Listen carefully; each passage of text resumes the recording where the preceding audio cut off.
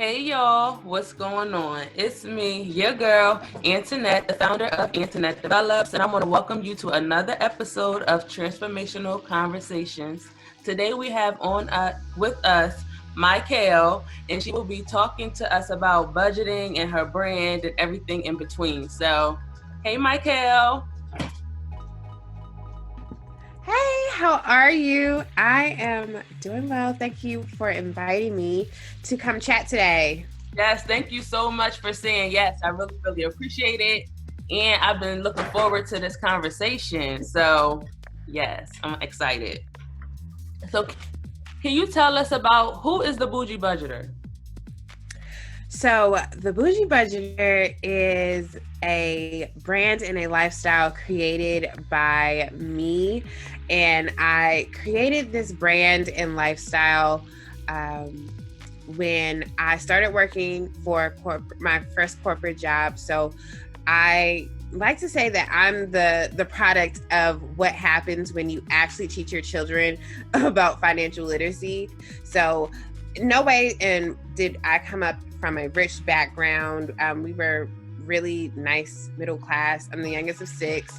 And I'm the first person out of my parents' 6 children to have a advanced degree. So I got my MBA, and my first job out of college was over $60,000 in for salary, and that was the most money I had ever had like in my entire life. And then I realized okay, I needed to have some kind of handle on my money and knowing where it went. But I kind of felt like I didn't know where to start.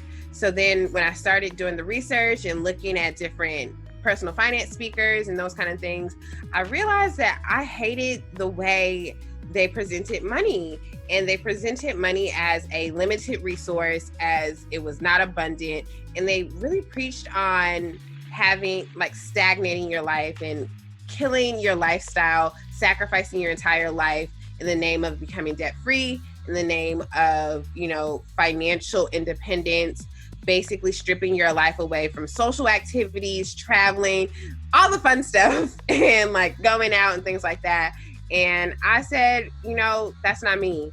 I'm not going to sacrifice my Sunday brunch. I'm not going to sacrifice my life that I've worked so hard for. I spent 5 years in college. So I deserve to use my money to not only survive, but thrive, and use the money that I make to provide happiness and security for myself. Yes, I love that. I love that. Oh, and you said you were the first one to get a master's in your family?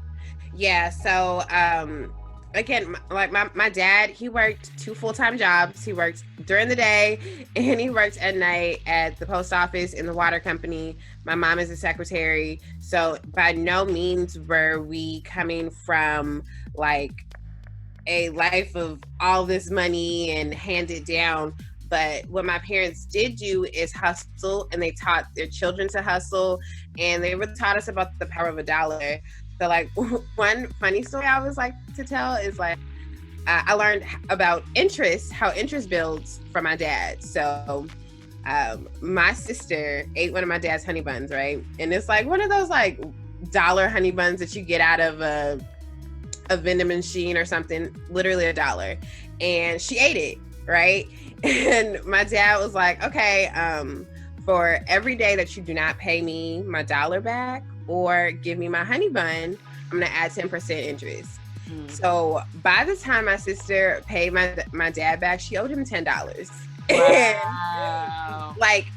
And we weren't learning things in a textbook way. It was a much more practical. It was a street way. My parents are hood, and they taught their kids how to think in a way of, you're gonna owe somebody, and when you pay somebody back, you owe them interest. So then in turn, it was okay, well, when I go into the real world, I don't want to owe people interest. I don't want to owe a bank much more than what I pay. So this is the moves that I'm going to make, because I seen just how a $1 honey bun could turn into $10 from my dad.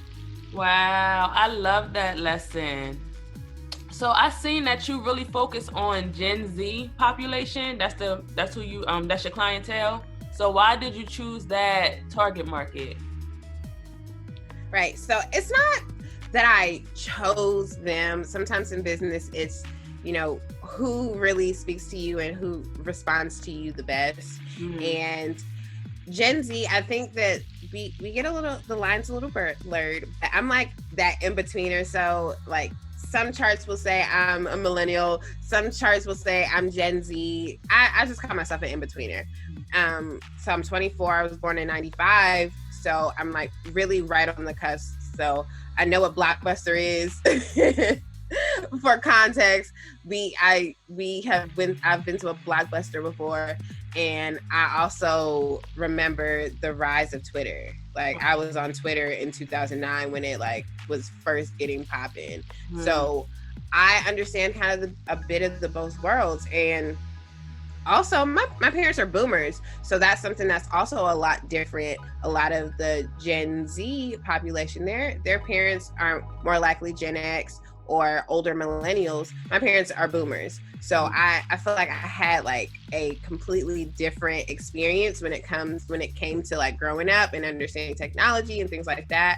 But I focused on the younger professionals mainly because we are more open to technology, and I like the idea of helping someone get their finances in order and get their money journey started on the right foot, instead of waiting until they mess everything up or hit financial rock bottom, as I call it, and then try to find a way out of the dust, out of the dirt. Like I am a person, I'm not waiting until I get $50,000 in credit card debt to be conscious of my credit card payments.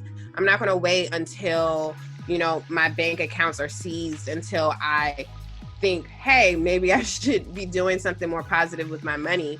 Why would I wait until everything is taken away to take it seriously? So I think that is my main goal. And that's why I wanted to target young professionals, especially because we're open to the technology. We're open to advice from different people. And, there's nobody really like me out here creating this type of, information around budgeting and financial literacy. Most people are much older than I am, number one. And there is definitely a disconnect, especially with some of the older influencers and educators.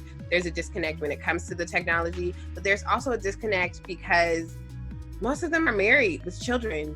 And I'm 24 years old. I'm not getting married anytime soon. I promise you I'm not having children anytime soon. Or, most people my age, sometimes we don't even want children.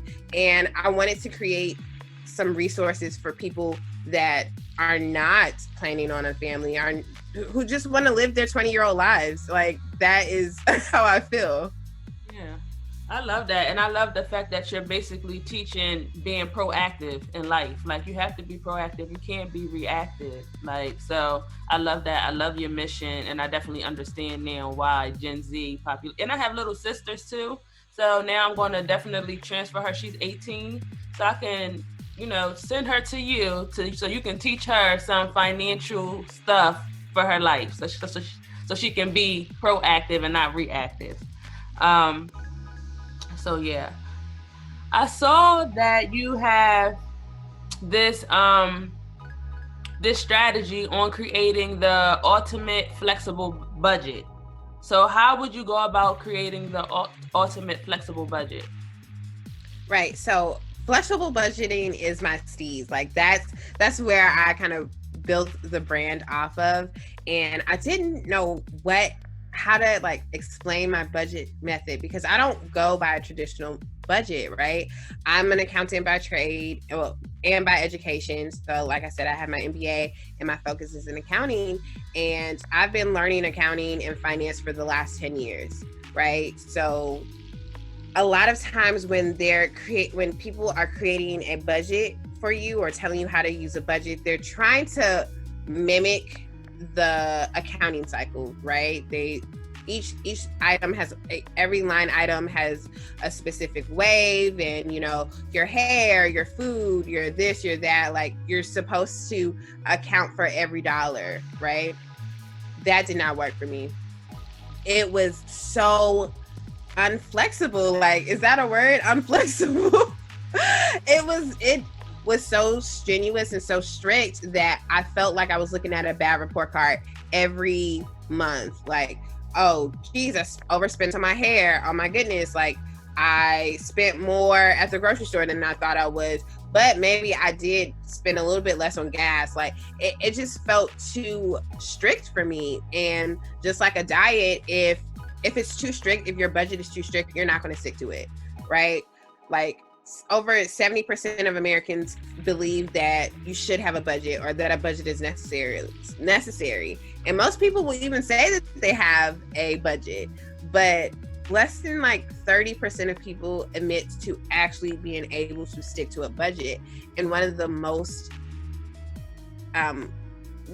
things that causes that is the fact that their budgets are not flexible and can't really handle a unexpected cost. So I took it upon myself to create something that was very accountant-like. So it goes through more like a cycle, like an accountant. So you start with your income, and that flows down into your expenses. Your expenses have to be paid before anything else. I don't, you know, some people say pay yourself first. I say pay your bills first, because your bills are how you survive. And then your savings. So that's the paying yourself. And you know, reaching your goals to your future self, that's paying your future self. And then the last thing that you do is spend, and so that's your outflow. So I created that 4-step process, super simple. You know, we're not trying to identify how much or guesstimate how much money we're going to spend on each account and things like that, because I found it, I'm gonna be honest, I thought it was stupid.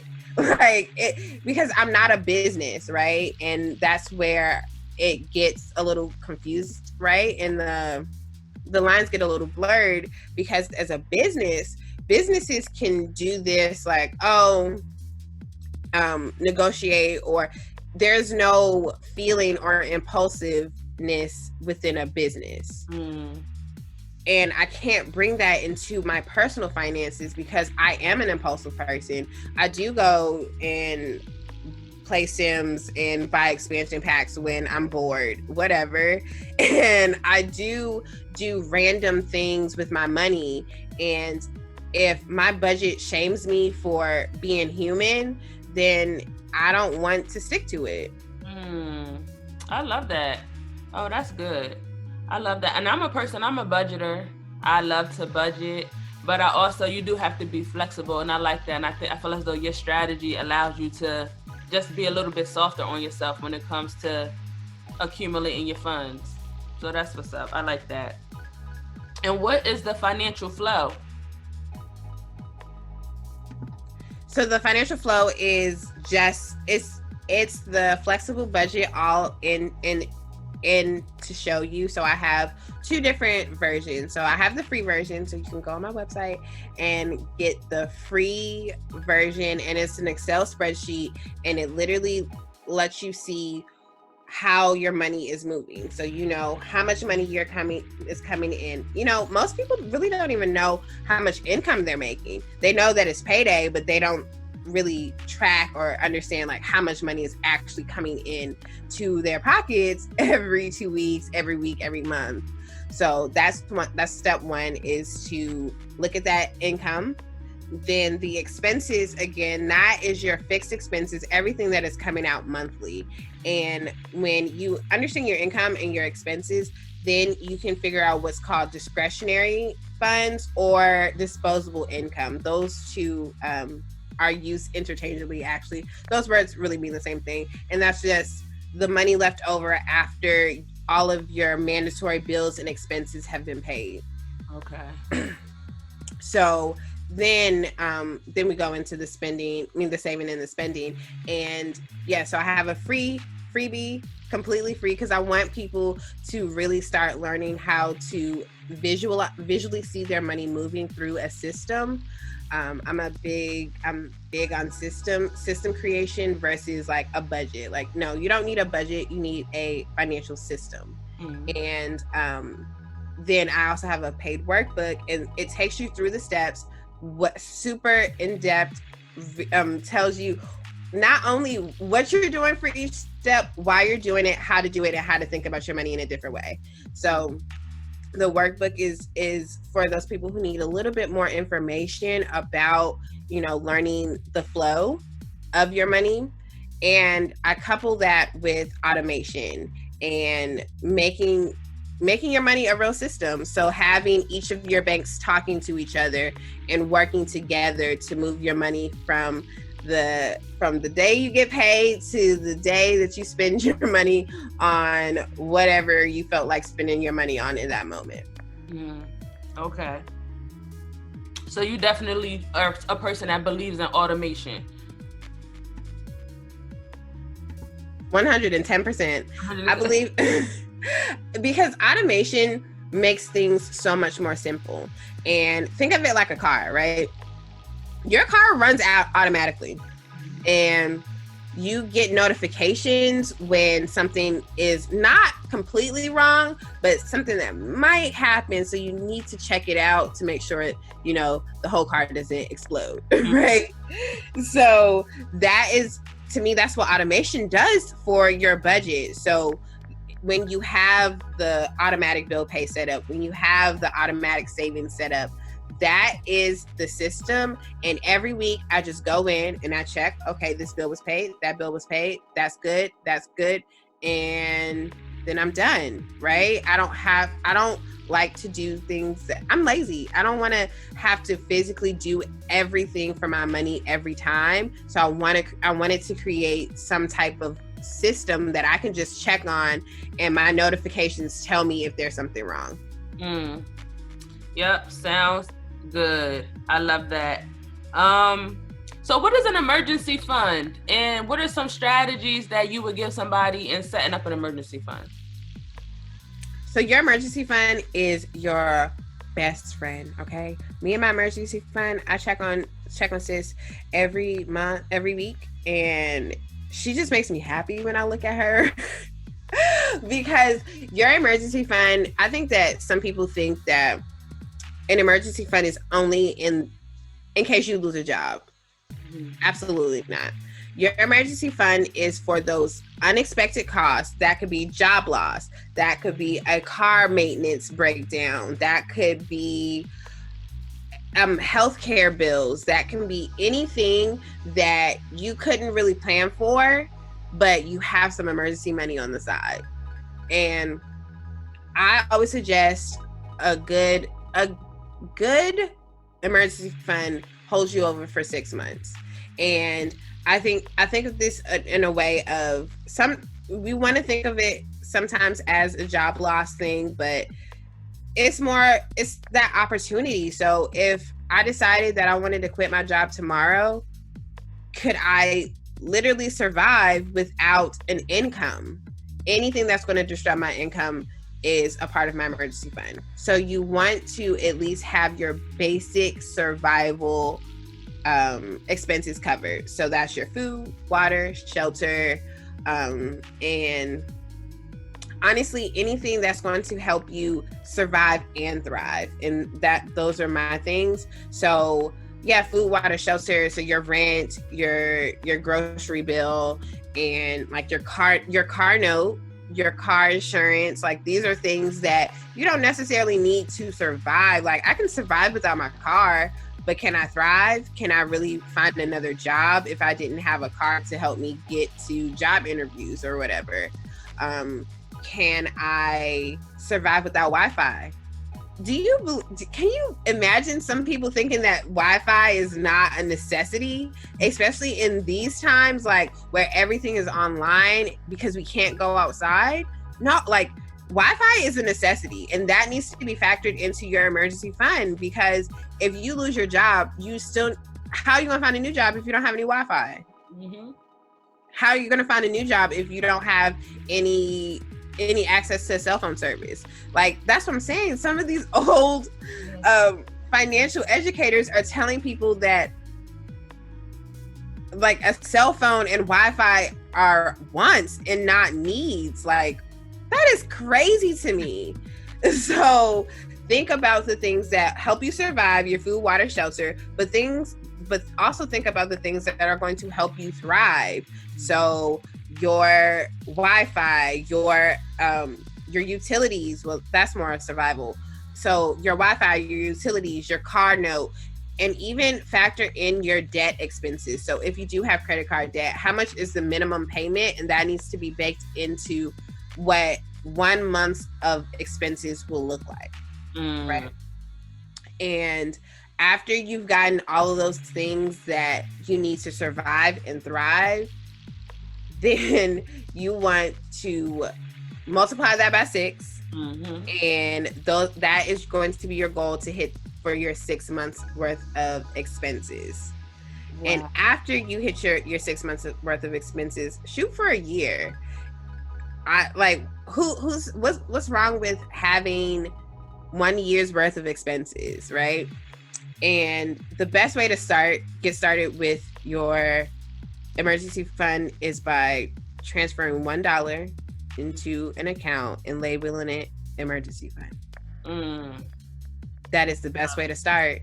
Wow. You know, people always ask me like, oh, well, you know, if my emergency fund is like $10,000, how do I start? And they haven't even put $1 away. Right. Start with $1. That's where you start. And then your next step is to set up your automatic savings and have it automatically transfer from one account to your emergency fund. So start with $1. I love that. And what would you say to somebody who feels as though they don't need a emergency fund or it's not important? You know, they're just not my crowd. Right. And you have to start understanding that sometimes we just don't have nothing to talk about. Right. If you don't think that an emergency fund is important, if you don't think that unexpected things are going to happen, then I don't know. I really don't know what to say to you. I'm gonna pray for you. I love it. Yeah, that's it. I love that. And that's going to be my next response when somebody tells me that I don't believe in emergency funds. I'm like, what? How you don't believe in an emergency fund? Listen, I'm going to tell you, I don't believe in being broke. Okay. I'm rich. and people, whenever I say I'm rich, people are always like, oh, whatever. Or when someone leaves me a comment and say like, oh, I saved $200 this month, I was like, you rich, girl. Yeah. And they'll say, oh, like, I'm not rich. No, I'm not rich yet. Like, yes, you are. Like, and I think that we need to get into that habit of telling ourselves that we are rich. Yeah. We are of wealth. We are of abundance. Like, every time I look at my bank account and it's not $5,000 in there, but it's at least $5 in there, girl, I'm rich. Yeah. Like, I'm rich. I have money. And I didn't say I have money to give to you. I didn't say I have money to like go ball out and buy a Bugatti, but I have money and I'm rich. That's right. I love it. I'm rich. Okay. We rich. So do you have any tips for people struggling with like credit card debt? I know you try to. Yeah. So there's two ways that people like to tackle credit card debt, and that's the snowball method or the avalanche method. So snowball says you line up all your debts, and that's could be your credit card, student loans, whatever, all your debts from the lowest amount to the highest amount, and then you start paying things off from the lowest amount to the highest amount, right? And so you start with the lowest amount, you aggressively pay as much as you can on your lowest debt amount, and all the other debts you're just paying the minimum until you pay that small debt off, and then you roll that over into the next debt payment, and you keep doing that, keep snowballing, then it becomes this giant ball. And then they also talk about like snowflake payments, where it may not be a $200 payment, but it's a $12 payment or something like that. People do that. Or my preferred method is the avalanche method. And that is basically paying your most expensive debt. So you're going to line up your debts again, but you're going to line them up based on interest rate. So that takes a little bit more work to figure out what your interest rate is, but every credit card, every loan or personal loan or whatever will always have a interest rate attached to it, right? And you figure out what the interest rates are, line them up, and start paying off from the highest interest rate. And I prefer this method because it is the most cost-effective way, right? So when your highest interest rate might not be your lowest payment amount, but thinking across it long term, you will pay a lot less in interest by paying off the largest interest rate first. I like this method because I save money. Like I like to go on the path that costs me the least amount of money. But some people prefer the snowball method because they want that quick, and they want something where if I paid off, like say I had a $500 credit card debt, but the interest was like 15%, but I have a $25,000 debt and the interest is 30%. If I'm going snowball, I'm going to pay that $500 or $5,000 debt off first, and when I pay that off, I feel great. I feel good because I made that small payment. I made that dent. But on the other hand, this $30,000 debt is earning much more interest at a much faster rate. So it's for the people who are looking for a quick win, a quick mental boost. But if you're already adopting the idea of I'm rich and every time I pay $1 towards this debt, that is a step forward, then you are going to feel good inside. You know, you have to celebrate that win, whether you've paid off the entire debt or made a $5 payment to it, and be grateful and be excited and show love and gratitude for the ability to pay just a little bit on a big debt versus, you know, trying to just find the quick win. Whichever way you do, honestly, it doesn't matter to me because at the end of the day, you're becoming debt free. No, I love that. And I guess you just really have to figure out what works for you. Do you want a quick win or do you want to save money?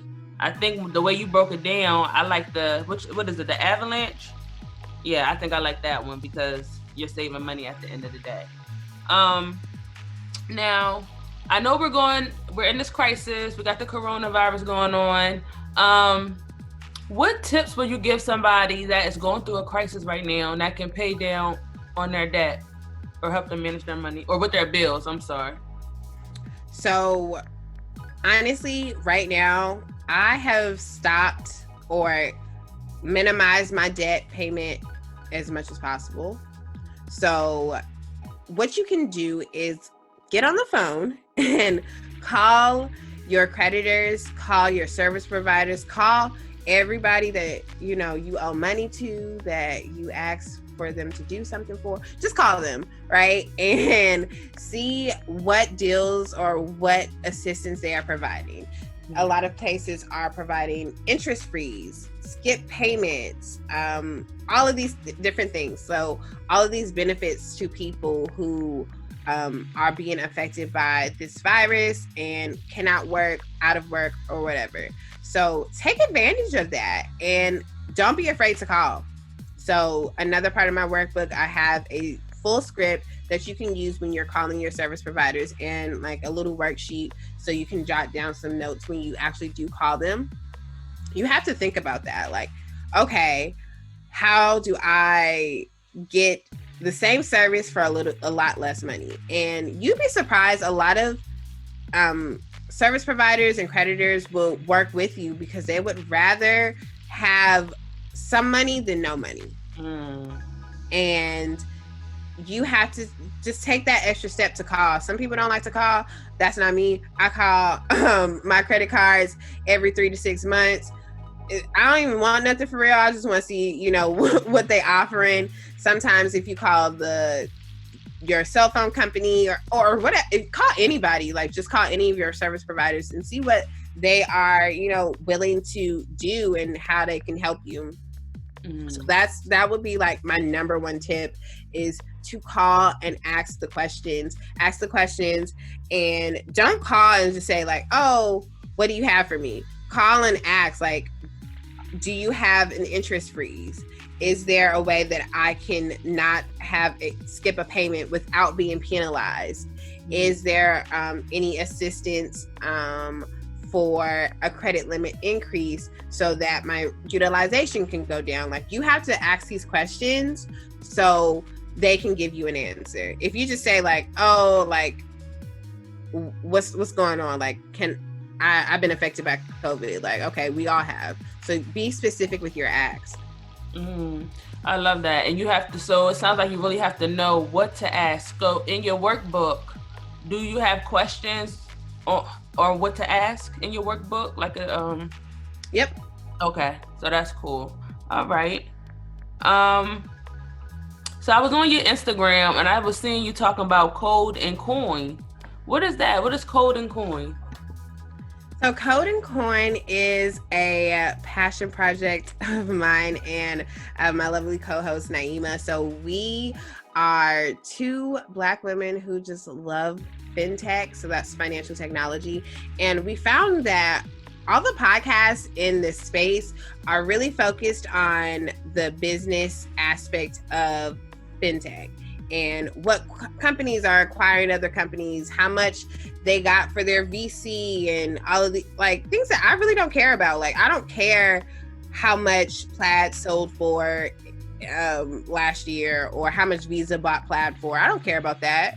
But what's interesting, what I do want to know is, what does Plaid actually do? Right? That is if you've ever like Cash App is one of their customers. So Plaid is the software inside of Cash App that connects your bank to Cash App, and they're like the middleman. So if you use Cash App or connected to your Cash App in the last couple of days, or, last couple of months or years or whatever, you don't actually have to put your router number on there.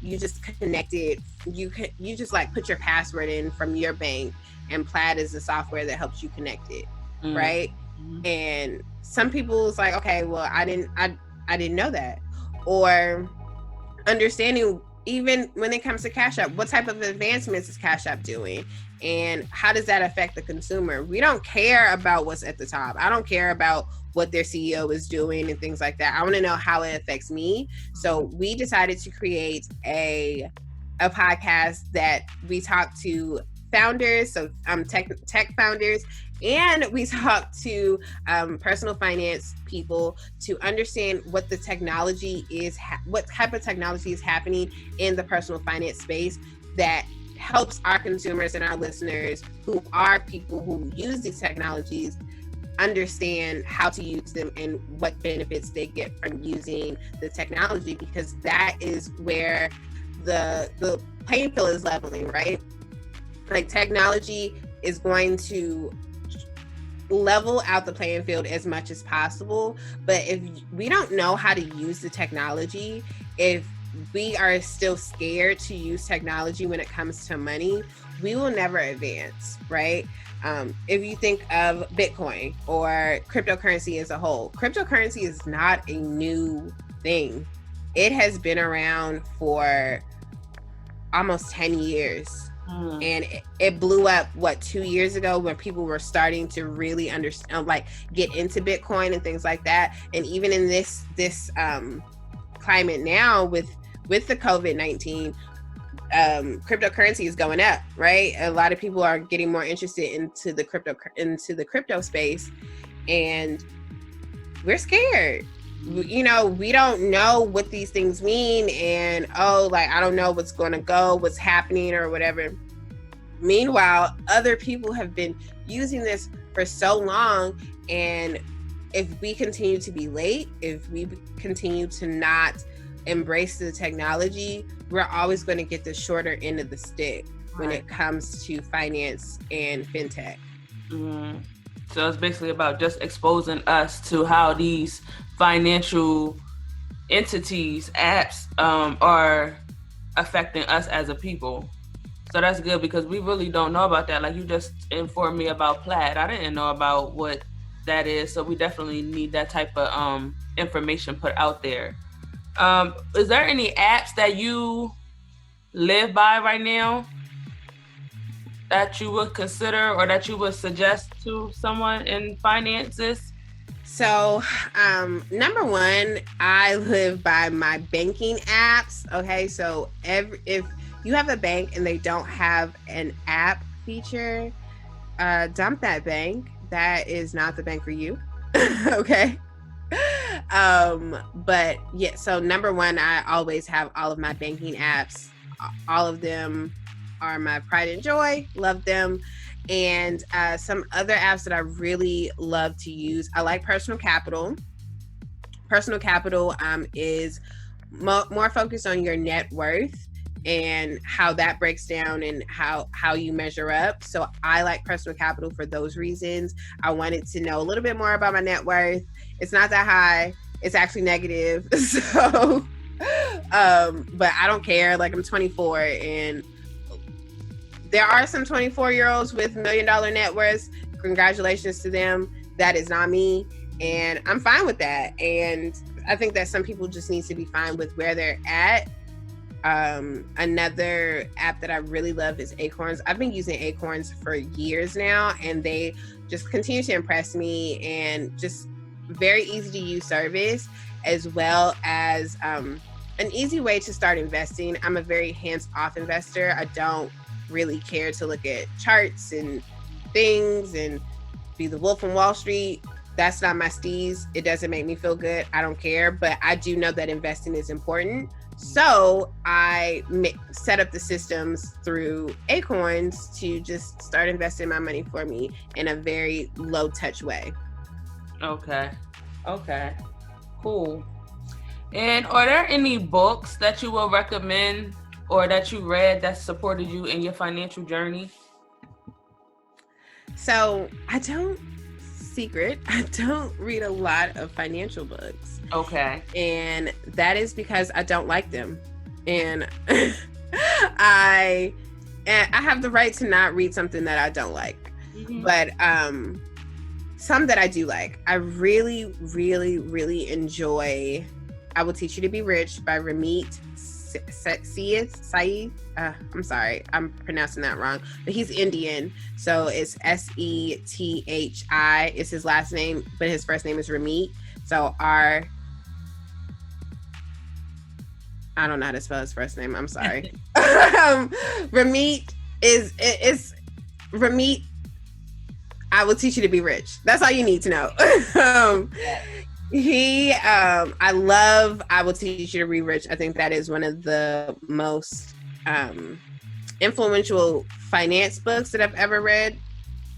And then another book that I really liked is You're a Badass at Making Money. Again, it's really not a finance book. It's really more so about your money mindset and telling yourself that you are rich, telling yourself that money is the root of all that is wonderful. Money provides a great life for you and things like that. So that's why I think that You're a Badass at Making Money is such a dope money book, because it's not about like the actual tactical practice of money. It's about your mindset, and that's one of the biggest things that you have to get over. And then, shameless plug, one of my other favorite books is Financially Innovative, how to avoid financial rock bottom while financing your best life by the Boujie Budgeter. Hey. I love that. Wow. So that's really all I have for you today. I thank you so much for coming in and sharing with us all these budgeting tips and strategies and tools. And how can someone get in contact with you if they're interested in working with you and hearing more about you?